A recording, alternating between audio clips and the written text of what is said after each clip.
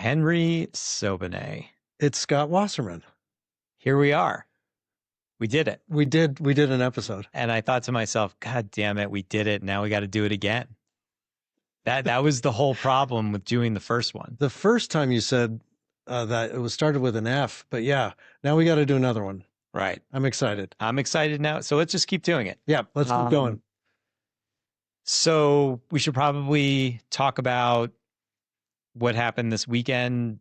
Does not feel good. Like right now, there's a rally at the state capitol. There were protests this weekend. Minneapolis, yet another shooting of a protester. Thoughts? Yeah, this thing gives us a chance to talk about why we're doing our version of this kind of conversation. Anytime someone is dead, we have to take a moment and realize there was a life lost, and that has its own gravity.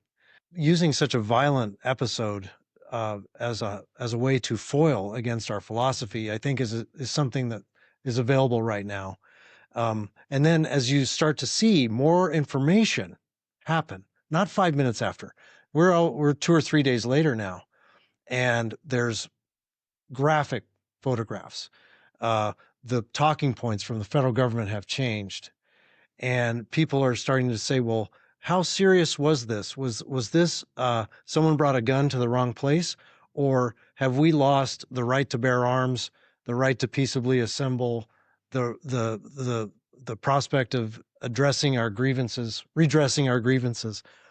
How serious is this moment? And I want to just go back to something you said in the very beginning, because it's one of the things that I think has been most unnerving, is that when a person dies, we acknowledge it and we stop and we expect our institutions to say a horrible thing just happened. We don't have all the facts just yet, but our hearts are with, or our prayers are with. That has stopped, right? And I think for me, I never thought that I would miss something so mundane as we don't have all the facts yet, but our thoughts are with the family. And so one of the really challenging things in this new paradigm that we're in is that these horrible tragedies have happened, and the immediate reaction of the federal government through the administration is to say, well, this is what happened, and to not even express. And so I think that is what feels to me to be so alarming. We saw it play out today in the state legislature. Speaker of the House, Julie McCluskey, opened conveying her thoughts about what happened, the attack in Minneapolis. Democrats stood up, Republicans kept seated. Right? Such a big divide. Well, I think any shade of gray turns you into not a team player. And that doesn't seem to be a way to find an answer or to build up communities. You know, one thing that's out in the world, and, you know, I don't want to get roped into it, but like the Rotary Club, and I love the Rotary Club. Don't mean roping in is bad, but they have this 4-part test, and the antecedent was the president was in charge of turning around a company, and he wanted to do it the right way. And so, is it the truth? Is it fair to all concerned? Will it build goodwill and better friendships? Will it be beneficial to all concerned? You know, and I didn't know about the Rotary growing up. I'm a child of immigrants, and Rotarian stuff just wasn't really part of our lives. We didn't, you know, assimilate that much into American life that far. And so when I started doing talks, Rotary Circuit was one of the places. And so you go to the Rotary thing and you think you're just going to get up there and do, no, there's a program, and there's Pledge of Allegiance, there's a song, and then this pledge around the 4-part test.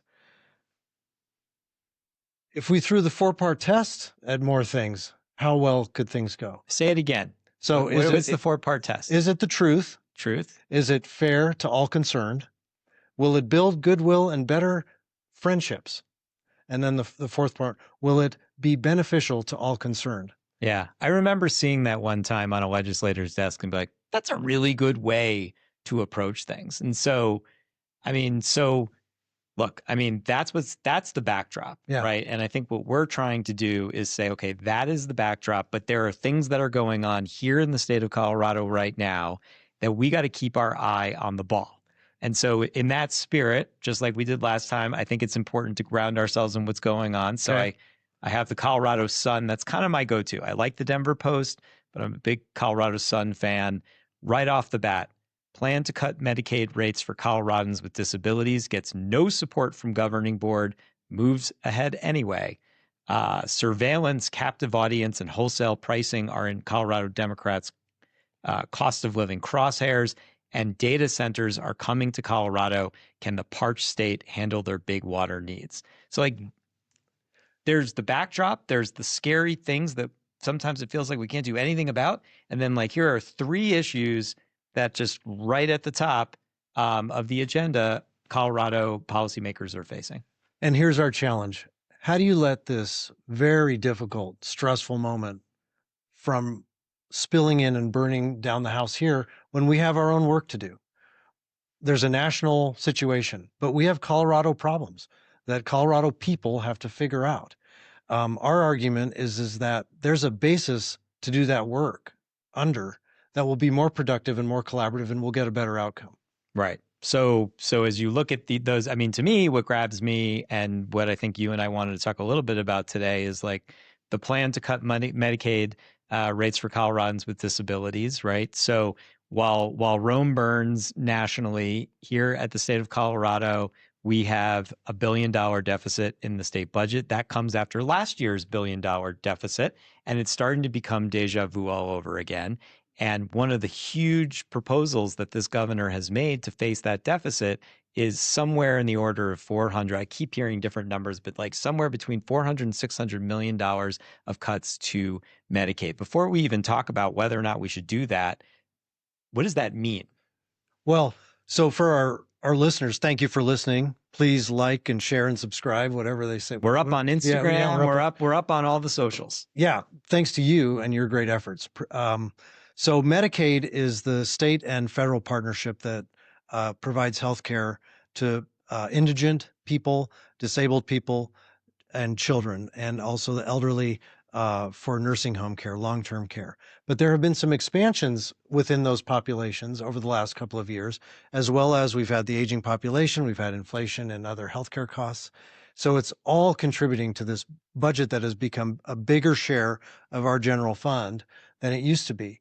And so what does it mean to your question of cuts? It means either you pay the people who do the work for the people in the service less, or you offer less programming, which could mean cutbacks on transportation. It could mean cutbacks for children with autism. It could mean cutbacks, for example, in a program like dental care. Well, when you unpack that, okay, well, maybe we'll cut back on dental. Well, eating is one of the best ways to stay alive. Eating is also one of the best ways to stay out of the hospital. There's actually an ROI on a lot of these services for to avoid more expensive treatments, in addition to being a part of the program of Medicaid. So what's facing the state right now, because the general fund is down a little bit, and program expansions were done without a long-term view on permanent money, is those are the choices now facing if you're going to talk about cuts in Medicaid. I just say, you just said the general fund is down. And I just want to be really clear, because we have plenty of revenue. Okay. I think for anybody who follows Colorado's budget, it is maddening, because we have money in the general fund, and then we have this quote unquote surplus, right? And so for this year, for the budgeting year that we're talking about making these cuts, and yet there's about $800 million of Tabor surplus revenue that's going to go back to voters, right? And so it's also really important. So what's happened is not that we have less general fund, it's that more costs are crowding out a capped amount of money. Let's talk about that. So there's 2 years that are colliding in terms of this shortfall. The year that we're in now is actually no Tabor surplus, at least the last forecast. And that actually number dropped, and that HR1 contributed to that drop. The situation that you're highlighting is the budget year that they're trying to set. And if that amount above Tabor was available, these cuts wouldn't be as draconian. Yeah. I mean, I guess I don't view this as not having enough money for this next budget year. I view this as the expenses that Coloradans care about and expect their state to pay for, i.e. K-12, Medicaid, the things that most people benefit from and their lives are improved from, are basically crowding out any available money within this totally arbitrary cap. One of the issues that's been raised, for instance, is like, why does the Tabor limit look the way it looks? How come there's no inflation adjustment for healthcare? It looks the way it looks because it's two adjustments, one for population and one for CPI inflation off the prior year's revenue limit. Okay, so when it passed, population growth was like 2.5% to 3%, and inflation was 2.5% to 3%. And the needs of government were much different than they are right now. So now we have low population growth, inflation is coming down, and we have all manner of inflation across all of government. The formula just doesn't work for the needs of government. And to get it changed is a statewide ballot issue. Right. And so, so we find ourselves in this I mean, we're not even in a recession yet. And every economic forecast that's come out in the last 2 quarters, 3 quarters has said a recession is coming. So we're not even in a recession yet. And we're talking about making about $1 billion of cuts, talking about cutting Medicaid for folks who are disabled, talking about cutting provider rates. We're talking about selling a quasi-governmental company called Pinnacle, right? So that we can pay for property tax reimbursements and property tax benefits for seniors. So this is just like a preposterous situation. And basically, there are right now like 2 major proposals for how to fix it. And there was a headline that I didn't mention earlier, and it talked this weekend, and it was like Democrats, look at different, ballot proposals. But what I saw was like Democrats in disarray, and they have 2 fundamentally different strategies that are being argued about right now. One is that we should raise revenue through a progressive income tax. The other is saying that we should keep the money that's over that Tabor limit that you're talking about to fund the things that people in the state expect to have funded. Yeah, 2 ballot issues that are going to be pretty controversial. And then in that article, there was kind of like this third variable, almost a wild card, where Governor Polis said he wanted to see an income tax cut. So the dynamic of what would go forward, what would the coalition be, is completely unclear right now. Would the voters approve 2 different changes? One that would affect Tabor rebates, another one which would maybe raise taxes on other people than who's voting. So there's all kinds of dynamics. Go ahead. Yeah. I mean, I think what's crazy, though, I mean, you mentioned Governor Polis and his obsession with cutting income taxes. I think what's crazy is that the progressive income tax proposal actually proposes cutting income taxes for 92 to 95% of Coloradans, right? So, as somebody who carried the progressive income tax flag for a long time when I was at the Bell Policy Center, it's been maddening to have that we are saying, yes, you can cut taxes for 92% of Coloradans and increase taxes for the top 5% of wealthy Coloradans. And it's challenging for me to hear that that's controversial when so many states have a progressive income tax, and Colorado's constitution, because of Tabor, expressly prohibits us having the same kind of a tax code as 20 some odd states in the country. Yeah, we have an upcoming guest who's going to talk about some of these political dynamics, but I think, and the voters have already inched towards being okay with taxes on upper income people, healthy meals for all, passed 2 different times, and that was basically burden borne by higher income people. Will they see the trade, and will they agree on the money will be spent on things that they want it to be spent on?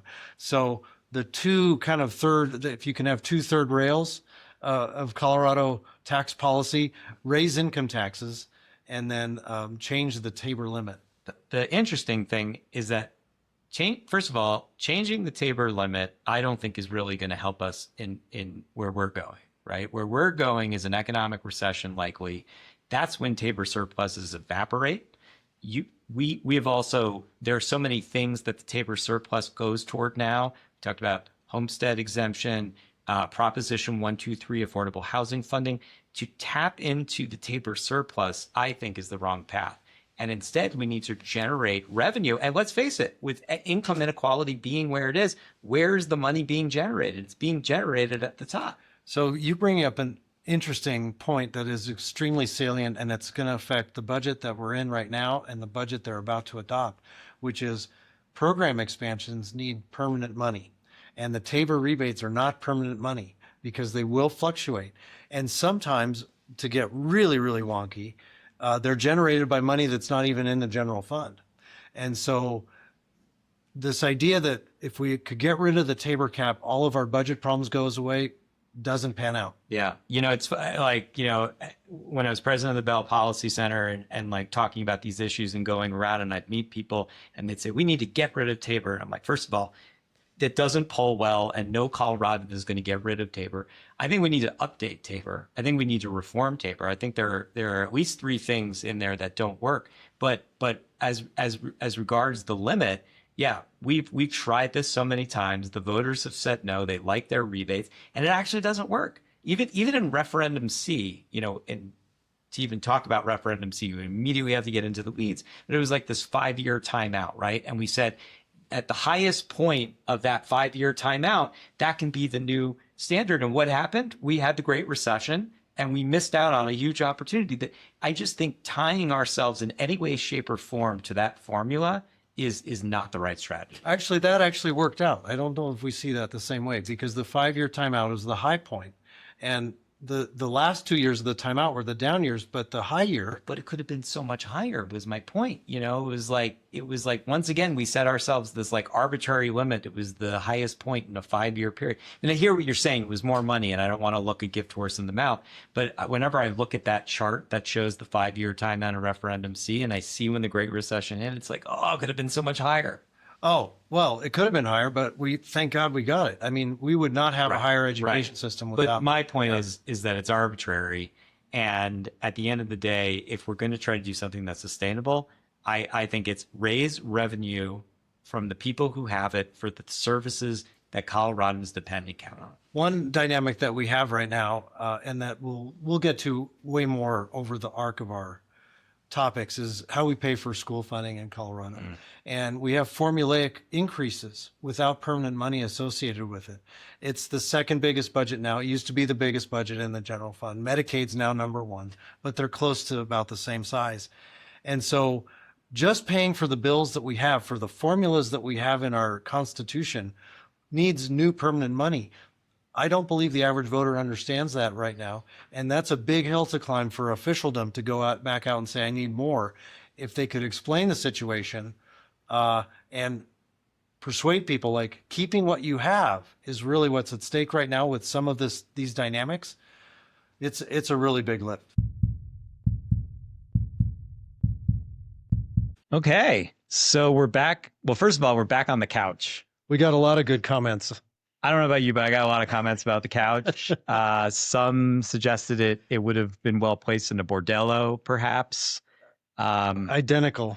Yeah. Some suggested that the vice president might be mildly attracted to it. Wow. Coming in hot.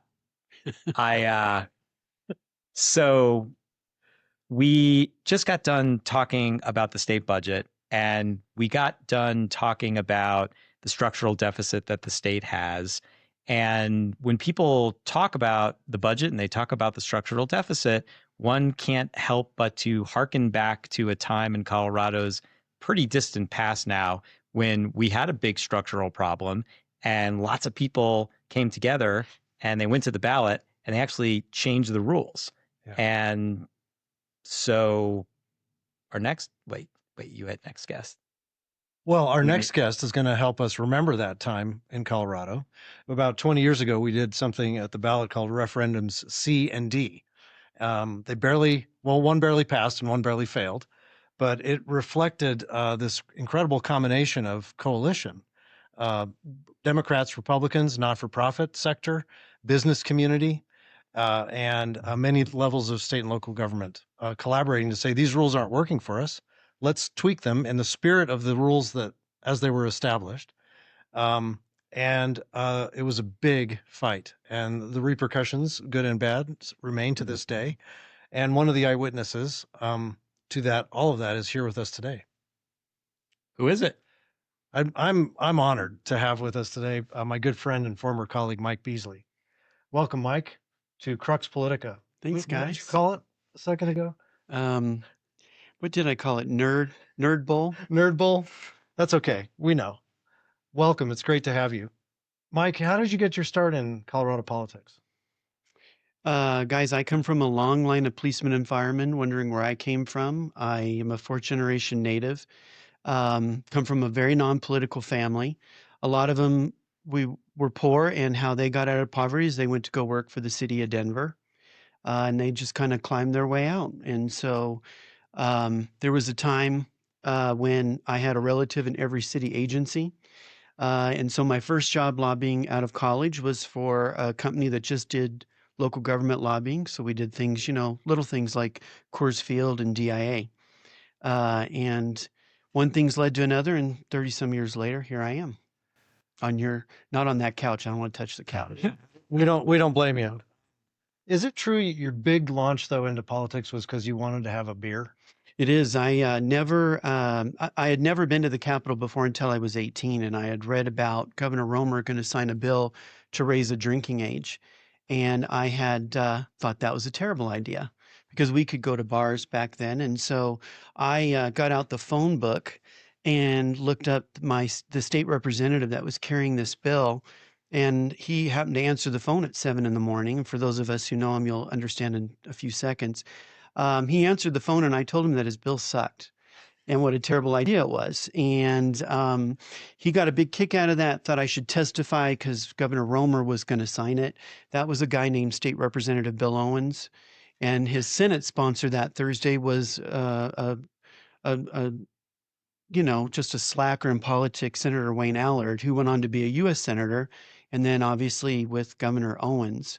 And I had asked that day in committee to be grandfathered. And they all kind of patted us on our heads like we were the dummies that we really were, and that we would never get that. But we passed that amendment 4-3 in committee. And so Owens called me that night and he said, you know what? We need more young people involved and you should stay active. And so I started as an intern in the legislature and worked my way up to being a member of his cabinet. And it's been quite a journey. It has been quite a journey. So you look a lot younger than that story would imply. I'll let my surgeon know that you said so. What are you doing now? So I have a lobbying firm that works mainly on state policy with a little bit of local, working on things like economic development, tax policy, school finance, energy. One of the easier clients I have is election law. So I work for all the county clerks in Colorado. So the best part of this job is it's never boring.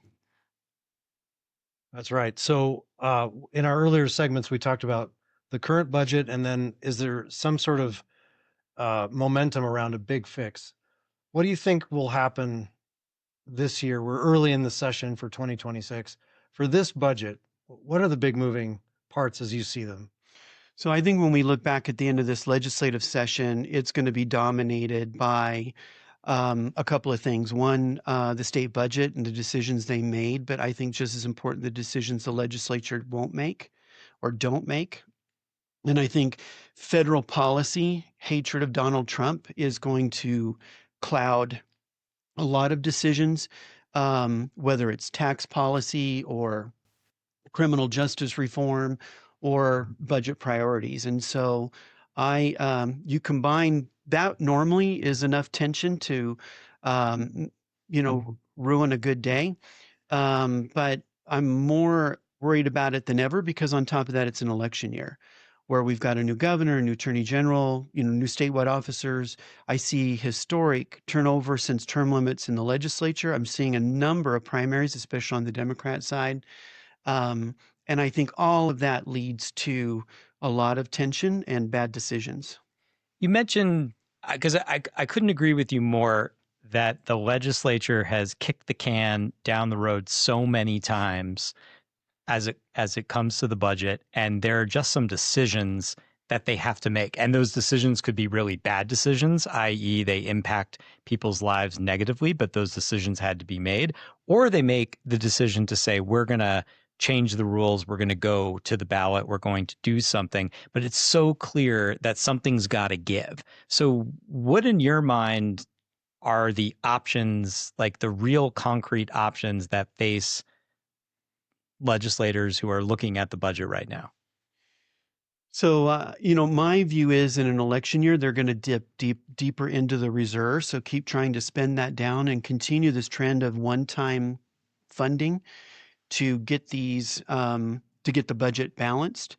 I would say I know all the candidates running for governor, and I think they're all out of their minds because I think being the next governor is going to be terrible. We have made decisions, both good and bad, in a bipartisan way to spend things that people value, whether it's education, healthcare, um, uh, um, school finance, in particular, Medicaid expansions, those types of things that I just don't think we can sustain. And so we saw a day or two ago a press conference about raising taxes on folks like Henry, for example, on the rich. And I don't think that that's going to pass, but I'm sure it's high in the polls. And then obviously, is there a Tabor fix? Can we adjust how we calculate Tabor in order to free up dollars underneath? And this is on top of what the voters have already said about enterprises, right? To kind of have that stuff off of our books and lean into itself as we calculate Tabor. And I think you would know better than me, what is it, $9 or so billion that are in fees generally in and out of enterprises on top of a budget that is heavily reliant on federal funds, right? And the federal government is a terrible partner, right? I wouldn't want to balance my budget based on promises from Donald Trump. And so I think the challenge you have is not only getting together a budget that is balanced as required by the Constitution and governing, but how are we then, if there is going to be a question to the voters, how does that look and how do you convince them? Because that's hard in Colorado. Well, I just have one question, and I think you're one of very few people in this state who can answer it, which is, is there any chance that something goes to the ballot and it is not a partisan ideological fight? I think one of the biggest challenges since Referendum C has been that pretty much every major rule change that we've taken to the voters has become a partisan ideological fight. And so in your mind, you don't have to tell us exactly how it's going to get done, but can you give us some breadcrumbs? Like, what are the things that need to be in a package to get at least some Republican support? So, at the risk of never getting invited back to any holiday parties with some of my friends on the Democrat side, they actually have to talk to Republicans, and that's unacceptable. And you see, and they also, you can't. When Ref C was successful, it took 2 years to build into it, right? And it did take bipartisanship. There are more Bruce and Marcy Bensons out there on the Republican side. There are leaders like Andrew Romanoff, for example, who can really lock people into a room. But they had to be convinced at the time that we had cut to the bone, right? My neighbor stopped me today at the mailbox when I was leaving today, and he said, and he works for the federal government, and he said, why is it that I heard we have a state hiring freeze, but on LinkedIn I got an ad from the state saying join Colorado's state employee workforce, right?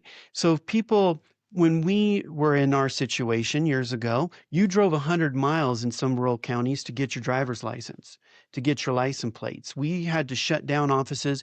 We actually did hiring freezes, and we actually did things like travel bans. And so every governor loves spending federal funds. Don't get me wrong, and they don't want the legislature telling them how to do it either. But I don't know that the voters think that government feels the pain that they do. And I think there's a balance. And when you can go to a bipartisan coalition and convince them that, our business leaders, whether Republican, Democrat, unaffiliated, it doesn't really matter in my mind 20-some years later. We have to convince them that something's broken here. And I don't think they think that. We have created a new School Finance Act formula that we can't sustain. We have double-digit tuition increases. We have Medicaid that currently is what, 35, 36% of the state budget, and in 10 years could be 50% of our state budget. We've added new judges, but Democrats are upset that people are ending up in jail. It just, my wife, this is why my wife won't let me have a checkbook, because I probably make the same decisions, right? But so none of those things are going to inspire confidence to say, I should stick my neck out politically, or I should write a check to a campaign to raise taxes on Henry, or do a different Tabor level, especially if it's not earmarked. And that's something that I've seen in the polling going back to Doug Bruce, the author of Tabor, in the early 90s. And we had a good friend in Karen Reinertson who would tell us stories, Governor Romer's former budget director and OSP, or a healthcare policy and finance director with us, that said, you have to, folks have to understand what's broken. They have to know where their money's going to go. And that's where the solution lies. And I just don't see a lot of that. For our listeners, Mike and I both worked for Governor Owens and his cabinet. And along the lines of these breadcrumbs, so the voters have said yes to a few things. Prop 123 for affordable housing, 2 different votes for taxes on upper income people for school lunches, for example. Why do those pass, but the bigger fix for the basics is elusive? Is it really just that trust? I don't understand what you need. I think that's exactly right. So in my mind, they voted for the school lunch stuff twice now. Yep. Because they felt like that was an issue. I think they would have liked changes, but I mean, it was that little bit. When you're running on a school bond campaign, for a cost of a cheeseburger, you can do A, B, and C in your kid's classroom, and that campaign was able to do that. And I haven't met anybody that thinks that housing is affordable, not just here in Colorado, but across the country.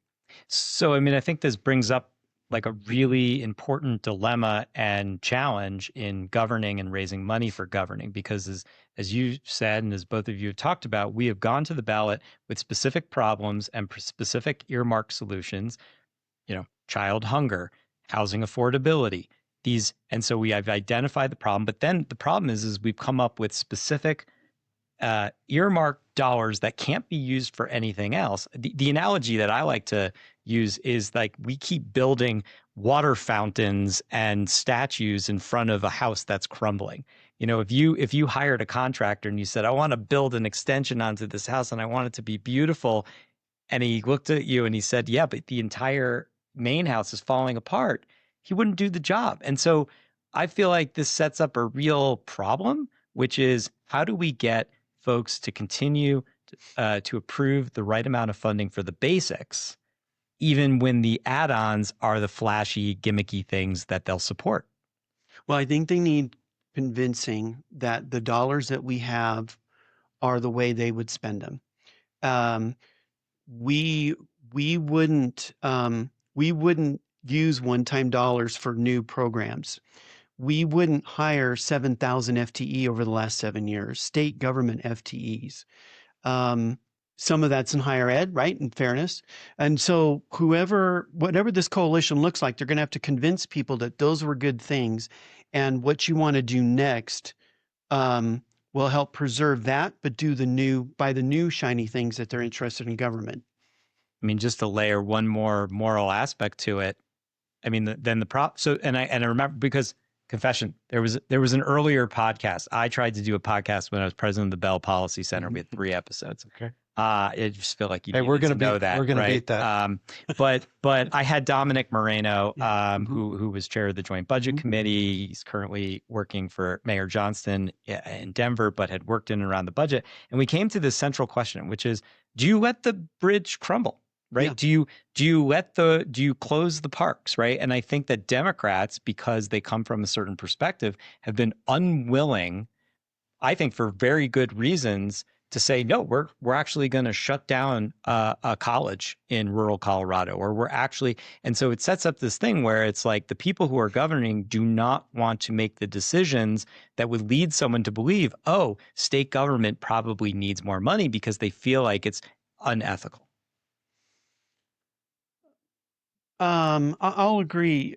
to that in part, but again, what I would say is people have to understand what they're doing. We also did trans bonds in 1999.